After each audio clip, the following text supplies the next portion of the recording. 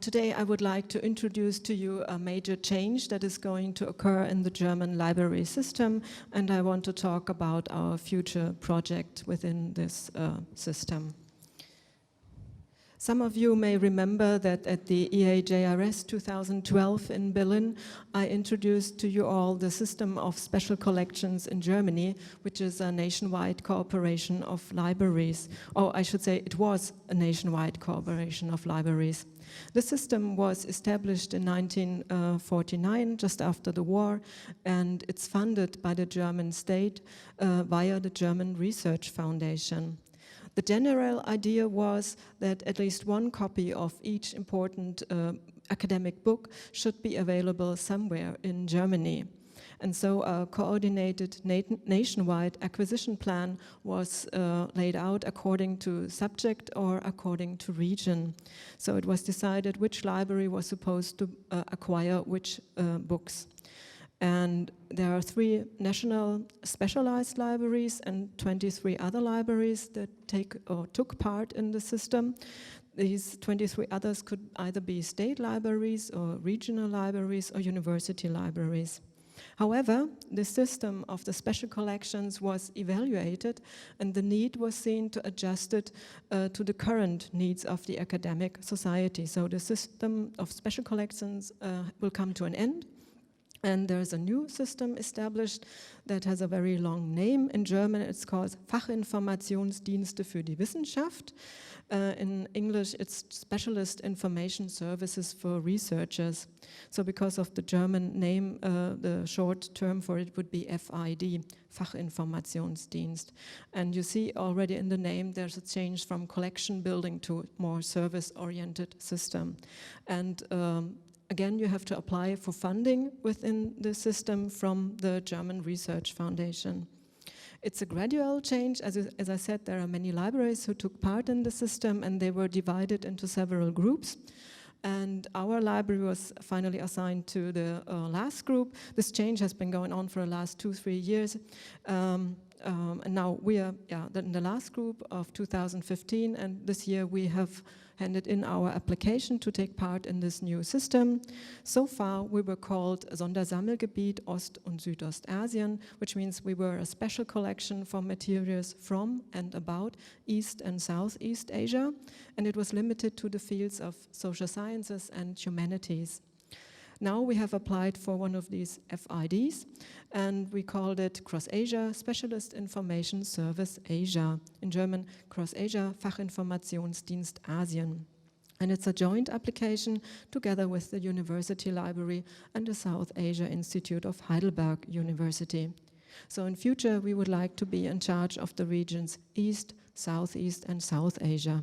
However, the decision is still pending if we will be part of this new system. We will defend our application to an advisory board at the end of October, and the notification about the result, if we will become part of the new system, will be in December this year, so very late, and we are all very curious what will happen. So far, our current services are supplied via a platform. It's called crossasia.org. And so far, what we have achieved is the Cross-Asia Search, which is a kind of discovery system that comprises more than 90 million entries of resources related to East Asia. We provide the so-called Blue Interlibrary Loan Service within of Germany, but also throughout Europe. We provide printed resources, books, and journal articles via this specialized interlibrary loan service. The core of Cross-Asia, so to speak, are the licensed Japanese databases that we provide. Many of the vendors whose licenses we have taken are among us today, and so we provide newspapers, we provide journals, reference works, biographical information, law information, and economic data and other topics via these licensed Japanese databases. And on CrossAsia, you find also digital collections.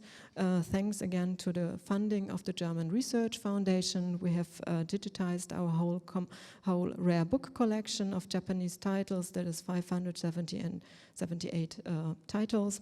And you also find copyright-free Western language materials. More than 4,000 titles are available on our website. Maybe I should also mention that crossasia.org, there are parts of this website that are open to everybody, like the digital collections. However, the licensed Japanese databases are only open to German users that have registered with us before. Certainly, this is something to do with license policies. In addition, we offer the CrossAsia Campus on our website, which is a virtual storage that we provide to our users. They can exchange files or share files with other users. Something like Dropbox, maybe you know this service, it's the general same idea. And we have established the CrossAsia Forum, which is a discussion platform that enables our users to get in contact with us or to talk to other CrossAsia users. We've built up the online guide East Asia, which is a database of free internet resources that hopefully are useful for study and research on East Asia. This is open to everybody.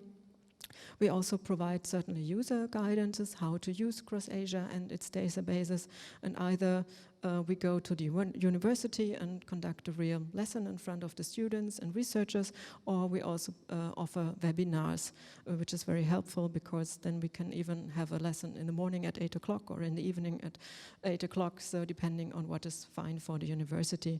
So and we don't have to travel by plane or train throughout Germany, so webinars are very helpful in this respect.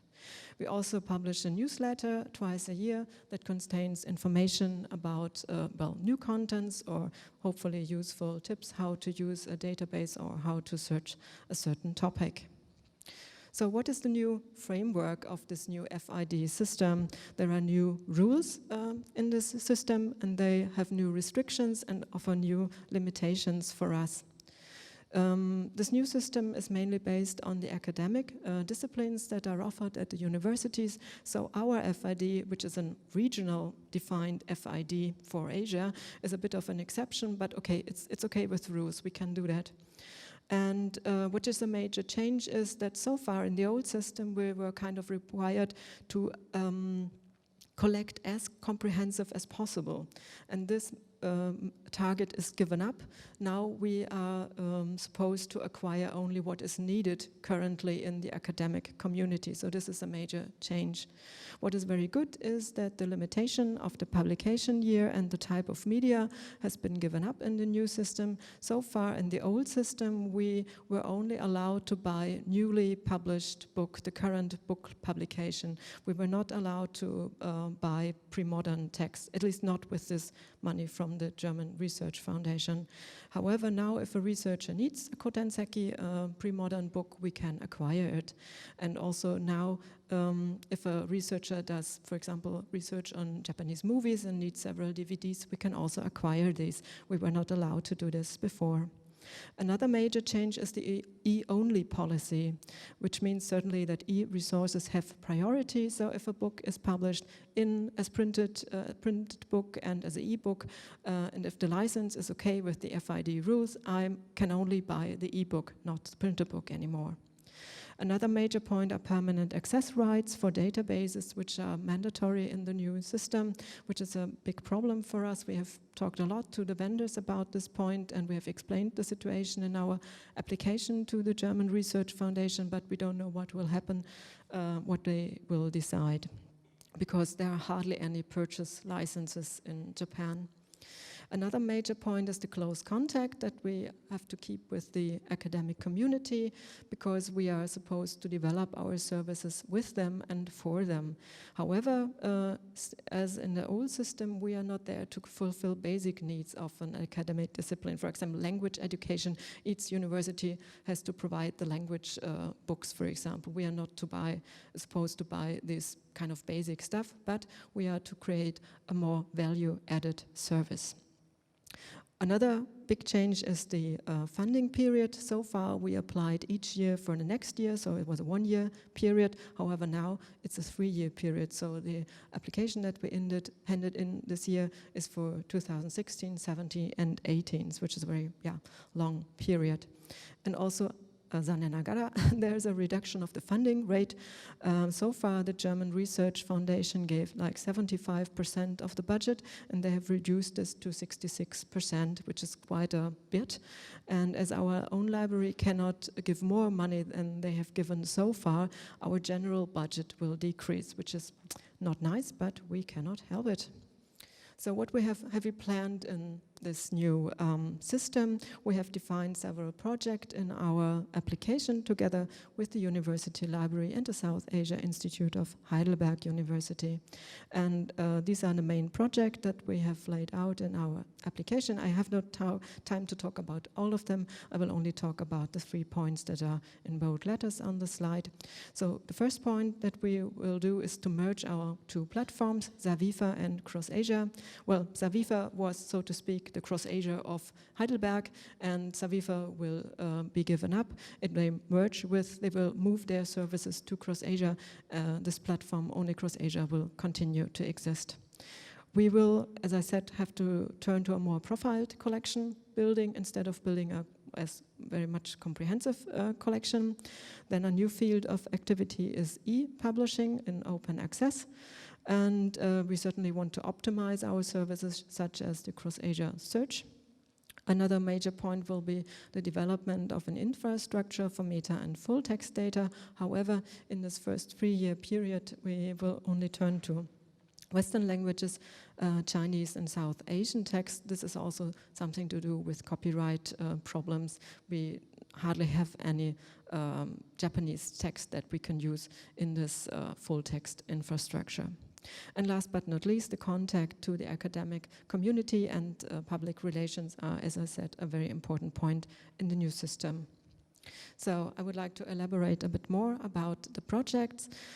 This profiled collection building, well, so far we have acquired certainly printed materials and e-resources. We will certainly continue to do so, but as you all know, well, we have talked about it during this conference as well, there are not so many Japanese e-books, academic e-books yet, that you can acquire as a library.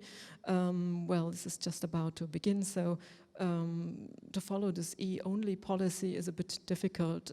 It's much more easier for my colleagues who are in charge of China or Korea, but for Japan it's a bit difficult, but we will see.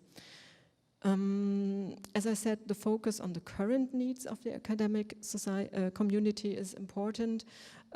Still, we are in charge of humanities and social sciences.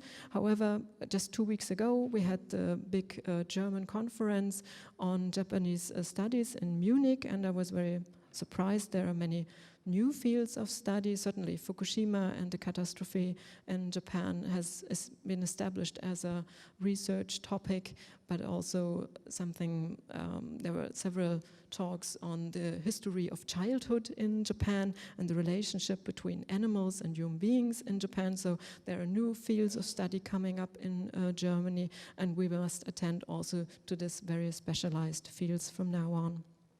So far, we were not in charge of economics. However, in the new application, we have included economics, and we have found an agreement with the German National Library of Economics in Kiel that they will stop buying books on economics in East Asia, but these will be moved to our acquisition plan.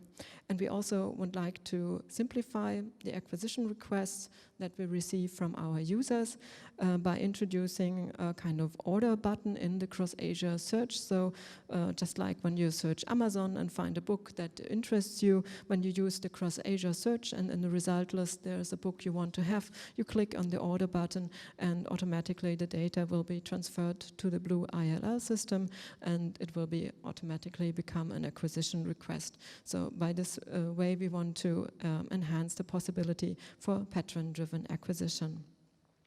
Another new service will be digitization on demand, but this is certainly only for copyright-free material, especially for resources that are in a too delicate state that you can send them via the blue ILL, so we want to digitize them as necessary. Let me talk a bit more about the e-publishing activity. Here we can rely on the experiences of Heidelberg University, the University Library, as well as South Asia Institute. They have already built up a repository for electronic journals with the software open journal system, and this will be incorporated in Cross Asia, and we can open it up for East Asian studies.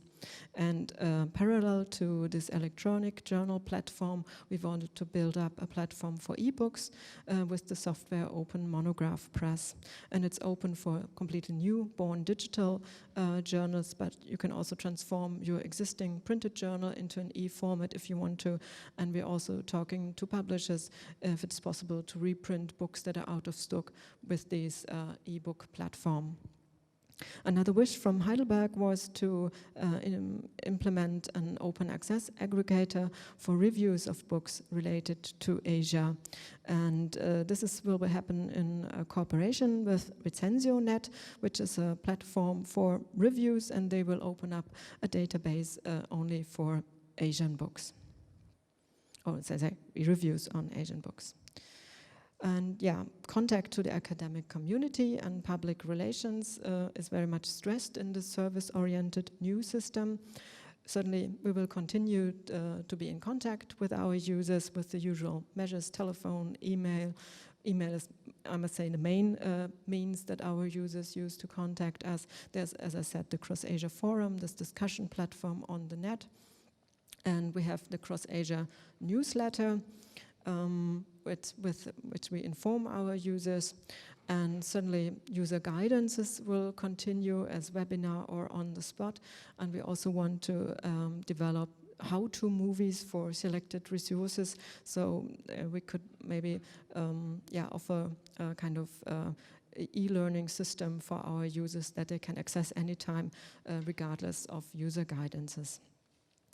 And very important is the establishment of an academic advisory board, certainly not only from Japanese studies, but also Korean and Chinese studies, so that they can advise us what they want from us. And after the first half of this 3-year period, we want to conduct a workshop in which we hear the voices of our users and have an evaluation of our service if they are happy with it or not.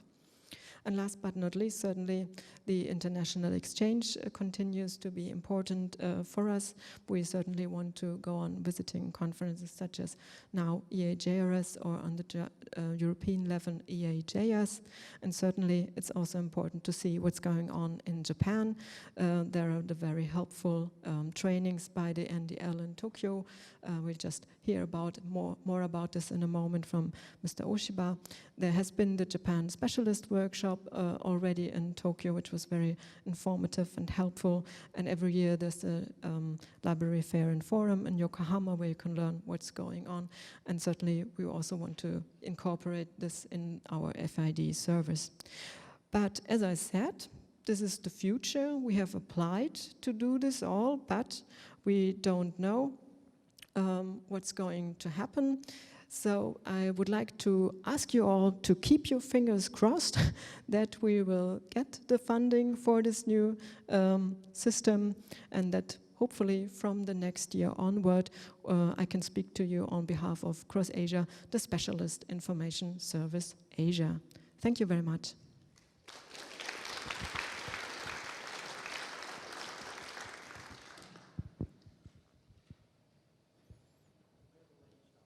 入ってない、貼りました。ドイツ国立、ベルリン国立図書館の、ごめんなさい、フラヘさんの発表でした。ごめんなさい。図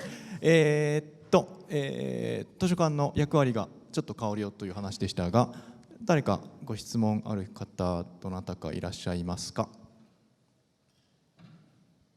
はい。Thank you very much for an interesting explanation about the workings and the future plans of your library. You are going to shift to a definition of current needs, from comprehensive acquisition to current needs. How do you define current needs, and how do you collect, let's say, the items, and how do you prioritize them? That's a very good question. The rules tell us that we shall do so, but they don't really specify how we do this. We have had a lot of talks with our academic communities. There are several societies in Germany for Japanese studies, and we have talked to the professors and the assistants and the staff, and actually they don't really want that. They want still a comprehensive collection. They don't want, when you look at the university, depending on the professor and the research that's conducted there, the library of this institute is very much defined by the ongoing research. And they don't want that the Berlin State Library becomes like an institute library with a very small scope. So we hope that, as the new framework says, we are supposed to do what the academic community wants. We hope that by this argumentation, by this logic, we can continue to some extent a comprehensive collection. The most important dictionaries, encyclopedias, the big material collections, the Shirio, Shusei and stuff should be available in Berlin because they are far too expensive for the institutes themselves. And at least this is what we understood from our communities. So we hope, we can get around it a little bit. But certainly, as I said, we have to listen what's going on in the field. As I said, we attend the conferences, we see what research is conducted, and as I said, at the moment also every ILL request that we cannot comply with immediately automatically becomes an acquisition request. What we cannot supply, we try to buy. And we want to continue this and make it easier, as I said, with this order button in the Cross-Asia search. And I just talked today with Kano-san about the EBSCO library. They also have a PDA model. This is also a possibility. And we're also thinking about making lists for the institutes or conduct interviews. We're really thinking in various directions, but it's definitely a difficult task, yes. And we shouldn't forget anybody among them.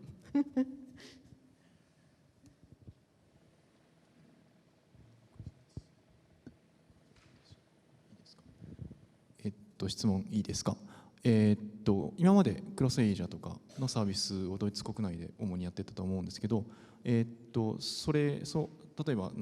シャルネットワーキングみたいなものをキャンパスとかクロスエイジャで提供していましたけど、それをドイツ国外のヨーロッパの研究者にも提供しようとか、そういう予定はありますか？ですね、さっき言いましたようにクロスエジアで提供するサービスのある部分は、オープンですので誰でも使えますが、今狙っているのはデータベースのことでしょう。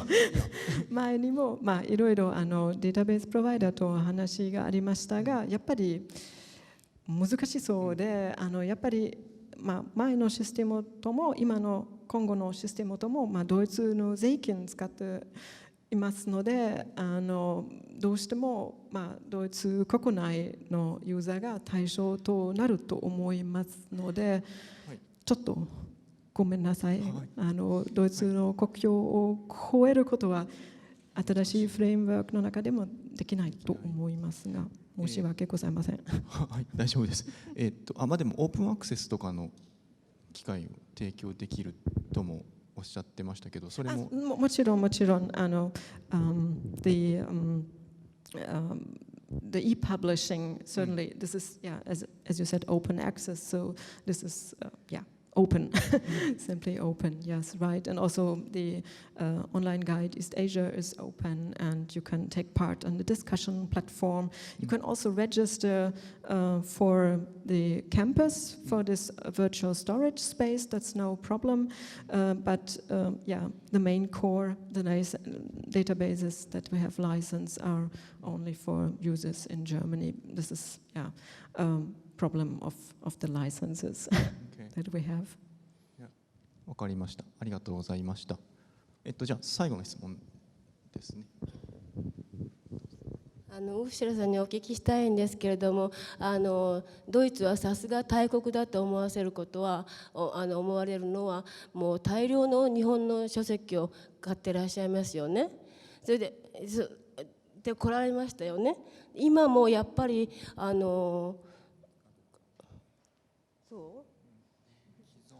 寄贈？いやね、大抵その本を調べると、ヨーロッパのカタログ調べると、やっぱりさすがドイツにはあるなっていうことと、それで何年か前のここに参加されたドイツ人の方がおっしゃったんですけど、4、5年5、6年前かな、7、8年前か、全部買ってる、全部ほとんどいっぱい買ってるとおっしゃったんですよ。それでカタログ見たら、確かに大抵の本はドイツにあるんです、日本語の本は。今もそんだけ買ってらっしゃるんですか？そうですか。そうだったらいいんですけど、今までの役割は果たしたということになりますけど、減ってきます。今後は減ってきます。予算は、予算は減ってますか？いや、今説明しましたように、ドイツ研究振興ドイツ研究振興協会 The German Research Foundation は支える確率、その予算の確率を減ってきます。75% から 66% に減ってきて、そして当館からベルリン国立図書館からもらう予算を増やすことは全くできませんので、予算の全体が減ってきます。減ってきますよ。もういろいろ雑誌もキャンセルしましたし、今後ともスタンディングオーダーの書籍のシリーズも少しキャンセルしなければなりません。もしかしてその応募書がお気にならないことになると、もっともっと大変なことになりますので、本当に考えたくないんです。個人としてすごく暇になるかもしれませんけど、それもいいところかもしれませんけど、ドイツにおける日本研究にとってそういう FID サービスにならないことになったらちょっと困ります。ですからみんなkeep your fingers crossed, please. はい、ありがとうございました。ベルリン国立図書館のフラッヘさんの発表でした。はい、では